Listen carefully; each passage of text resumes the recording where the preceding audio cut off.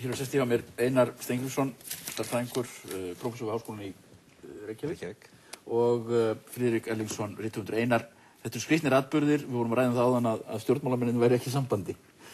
Svona rétt áður en fórum í loftið. Já, ég held að það hafi gerst núna sem að ég hef aldrei séð gerast í þessi 30 ár sem ég hef fylgst með pólitík. Það hefur oft verið talað um það að stjórnmálamenn nýta ekki trausts og að þeir voru sambandi við almenningi í landinu. Það hefur að mínu áliti hingað til eiginlega alltaf verið bara bull, en þetta er nákvæmlega það sem hefur gerst núna og þetta gerðist eftir hádegi á þriðjudag.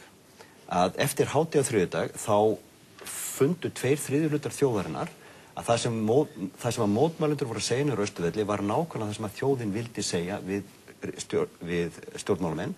Við viljum þessa ríkisstjórn burt og við erum búin að fá nóg, algjörlega nóg. Þetta var svo staðfest í skoðanakönnun sem birtist í Fréttablaðinu í fyrradag að það voru 2/3 hlutar þjóðarinnar sem voru þessara skoðanar og það furðulega finnst mér er að fréttamenn, fjölmiðl, ekki síst Ríkissjónvarpsins síðustu daga, hafa heldur ekki skilið þetta alveg. Þeir hafa staðið sér vel síðustu mánuðinni því að tala við marga aðra en stjórnmálamenn, en síðustu dagana hafa þeir verið að tala við fólk sem er ennþá að tala stjórnmálamennina, stjórnmálaflokkana og ríkisstjórnina. Ríkisstjórnin er búin að vera, hún er hrunin og það vita auðvitað allir.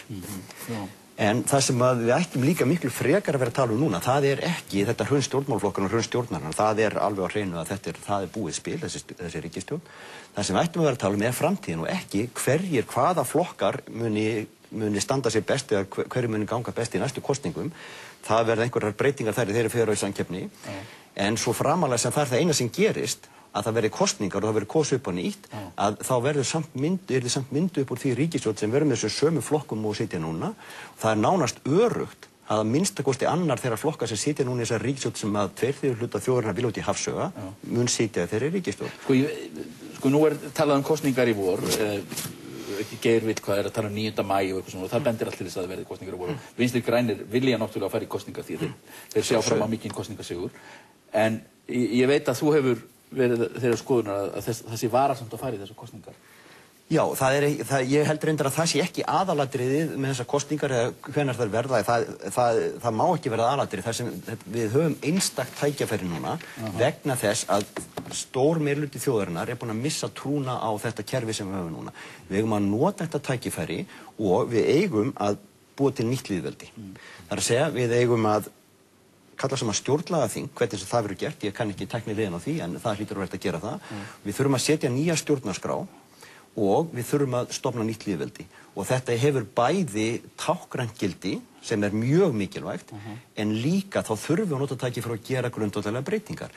Og eitt af því sem þarf að gerast er að við þurfum að sjá til þess að það sé ekki lengur óhrekjanleg geðþótta ákvörðun eins og ráðherra hver sittur í Hæstarétti. Við þurfum að losna við ráðherraveldið. Annað sem við ættum að gera í leiðinni er að undirbyggja í nýrri stjórnarskrá upplýsingalög að sænskum hætti, það er eitt af því fáa sem við getum lært af Svíum. Það eru upplýsingalög þar sem grundvallarreglan er þessi, allar upplýsingar sem opinberir aðilar búa yfir, það eiga að vera aðgengilegar hverjum sem er, tafarlaust og undanbragðalaust. Það eru auðvitað undantekningar hvað varðar persónulega hagi sem skjólstæðinga félagsmálastofnana eða öryggi ríkisins þegar þar á við, en grundvallarreglan á að vera þessi að allar upplýsingar sem að ráðuneyti býr yfir til dæmis á ég að geta farið og fengið undanbragðalaust. Þannig er þetta í Svíþjóð, þetta virkar ágætlega. Og það sem er mikilvægast við þetta er þessi grundvallar hugmynd að stjórnvöld þau eigi að vera að vinna fyrir þegnana, þau eigi að vera að vinna fyrir okkur, þegnana í landinu. Þetta er hugmynd sem er algjörlega framandi í íslensku stjórnkerfi. Það er talað um svona hluti á titildögum, það er erfitt að breyta þessu en nú er hugsanlega tækifæri. Við eigum að kjósa stjórnlagaþing og við eigum að sameinast um það að þar með ekki sitja þingmenn, ekki ráðherrar og ég vona það ef okkur tekst að koma þessi gegn að niðurstaðan verði svo að þjóðin sameinast um það að kjósa á slíkt stjórnlagaþing fólk sem er ekki stjórnmálamenn, allars er ekki stjórnmál, heldur njóta álíka virðingar og dómarar og hafa svipaða feril að baki og ímynd í augum almennings eins og dómarar sem hefur verið hlutlausir og hlutlegir. Þetta er fólk sem á að setja reglurnar af það hvernig stjórnmálamenn er að starfa en ekki að vera sjálfur stjórnmál. Það var til dæmis einhver stjórnarskrárnefnd hérna sem satt frá 2008 2005 til, ég heldur 2007, hún leystist upp og það voru svona fínasta fólkið innan úr kerfinu. Það var algjörlega fólkið sem var svona innvígt í kerfi sem fekk að vera þar, sko. Það eru leikmennir sjálfur að reyna að setja reglur fyrir sjálfa sig og þeir náttúrulega lenda alltaf í þessu, þeir enda alltaf í því að elta því fyrir sér. Hvernig eigum við að hafa misvægi atkvæða þannig að ég komi best út úr næstu kosningum? Og það er auðvitað fráleit hugmynd að ef við ætlum að gera gagngera breytingar á stjórnarskránni, að það séu stjórnarmálamennirnir sem eiga að fara eftir þessu reglum að þeir séu að setja þær. Já. En þú hefur ekki, sko, en hvað með, sko, við förum í kosningar 9. maí eða hvað það er og það verða gömlu flokkarnir í framboði. Er einhver möguleiki, sérðu einhver möguleika á nýjum framboðum að þessi hreyfing sem er til dæmis í kringum Nýja Ísland og svona geti orðið að einhvers konar framboði sem að... Nei. Og það er kjarni málsins. Það er algjörlega útilokað að þessi 2/3 hlutar þjóðarinnar, þessi íviknægti meirihluti þjóðarinnar sem að vill að það gerist eitthvað nýtt, við munum aldrei geta komið okkur saman pólitíska stefnu. Það er eitt að taka fram að ég er algjörlega ótengdur þessu nýja lýðveldi, ég hef ekki komið nálægt því og þekki ekkert fólk þar.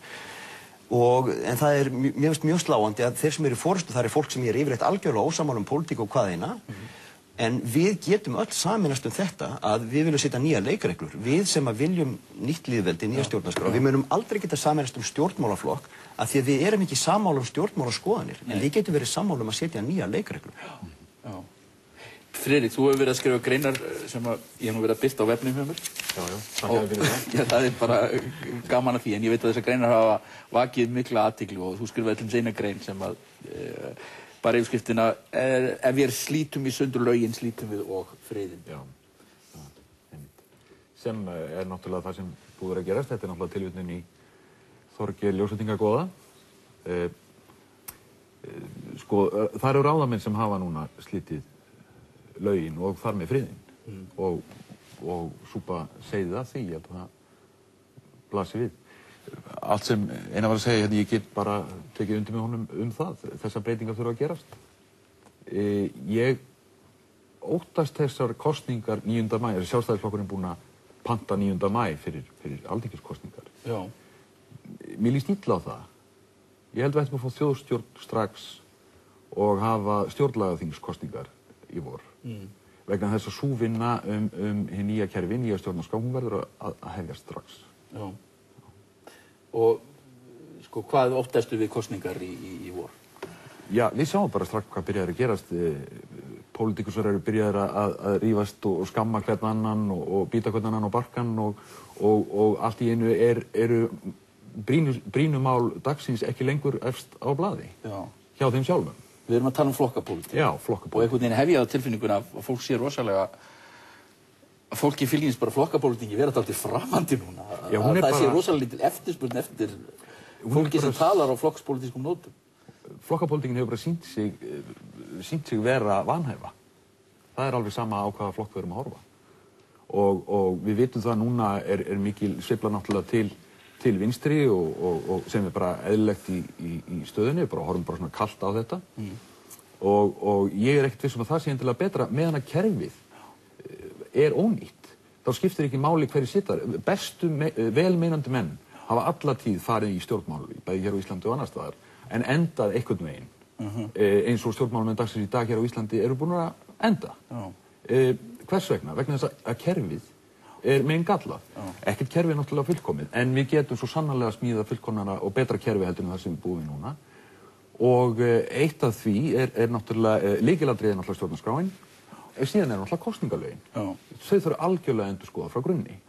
Ég til dæmis hef skilað auð í öllum kosningum og uppgötaði það þegar ég fór að skoða kosningalögin með breytingum frá 2003 og 2006 þá er lögbrot að skila auðu og það búið að sekta mig fyrir það. Já, þannig í síðustu kosningum þegar ég tók við miðanum frá kjörstjórnunum mínum kjörstað þá braut ég hann saman fyrir fram að þau og sagði þið eru hér með vitna því að ég er að skila auð og þar með að brjóta þess og þessa grein kosningalega og eftir þetta verið fært í bókar og ég verið sektaður.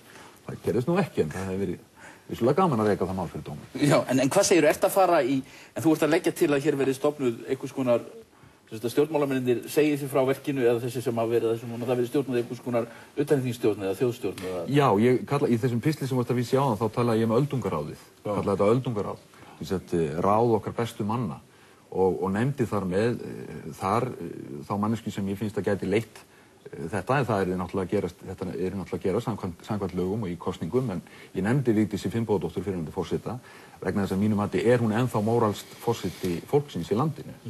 Það er mín skoðun allavega og ég veit ég er ekki einn hana. Hún er hennar ferill, farsæli ferill sem forseti landsins er flekklaus, fólk ber traust til hennar. Það er fólk af hennar kaliberi. Og eins og kaliberi Njarðar P. Njarðvík og mín grein sannlega skrifið inn blásin af hans hugmyndum. Það er fólk af þessu kaliberi sem við þurfum að bjóða sig, þetta fólk þarf að bjóða sig fram til stjórnlagaþings. Það þarf að kjósa svona fólk til þess að sitja þetta þing, þetta ráð og semja nýja stjórnarskrá og ný kosningalög. Á meðan geta flokkarnir sem núna er á þingi bara rekið batteri frá degi til dags og þeir hljóta núna þeir hafa pískina á sér, þannig að þeir ættu að geta vanda sig. Mér finnst svolítið merkilegt sko þessar hugmyndir, mér finnst það skemmtilegar og frábærar og uppbyggilegar. Það sem að ég svona áhyggjur að vera, við höfum stjórnarskrá í landinu og við verðum að starfa eftir lögum og stjórnarskrá landsins og við getum ekki ýtt henni til hliðar, hún er ákveðið tæki til þess og segir fyrir hvernig það á að breyta þessu. Og ég skil samt ekki sko hvernig svona öldungar á þetta starfa, í hvaða umboði, hver ætti að velja það og hvað með ákvarðanir sem það tekur, hafa þær eitthvað gildi og svo víðar. Þannig að sko fyrst er að breyta stjórnarskránni eins og breyta á stjórnarskránni samkvæmt stjórnarskránni og svo er að fara í... Það sem hefur verið makkalast í þessu er algjört dugleysi manna við að breyta stjórnarskrá. Stjórnarskrá íslenska lítur ennþá út eins og stjórnarskrá sem við fengum frá Dönum og miðað við sko þingbundna konungsstjórn. Er það ekki aðferðin að fara í svona eitthvað stjórnlaga þing sko? Jú, það er aðferðin. Við eigum ekki að breyta stjórnarskránni, við eigum að setja nýja stjórnarskrá. Og það er ekki síst vegna þess að þá að hafa táknrænt gildi. Það er ekki nóg að breytinu og þingheimur hefur sýnt að hann er algjörlega ófær að breyta stjórnarskránni í grundvallaratriðum og það er mjög eðlilegt. Stjórnarskránni eru leikreglur fyrir þingið. Og gleymdu þið ekki að dómstólar hafa líka misst traust almennings? Já, í gegnum þetta, að í núverandi stjórnarskrá... Einfaldlega vegna þess að dómstólum hefur ekki tekist að skilja siðleysi viðskiptalífsins. Hvernig eigum við að breyta stjórnarskránni? Að því að ykkur finnst það? Er það þess vegna sem eða að því að fólki sem vill það? Verður ekki fólki að segja að við viljum breyta stjórnarskránni og svo förum við í það? Ekki bara því að okkur finnst það því að það er upplausn í þjóðfélaginu í dag? Nei, það er tækifæri í dag vegna upplausnarinnar. Það er mjög sjaldan tækifæri en það er tækifæri í dag til þess að gera þetta frá grunni. Og það er að nota. Ég þarf að slíta þessum hluta þáttanins. Ég þakka þér einnig til fyrir Ari og Jónína. Við fáum hér á eftir Gylfa Magnússon og Herdísi Þorgeirsdóttur og Vilhjálm Bjarnason.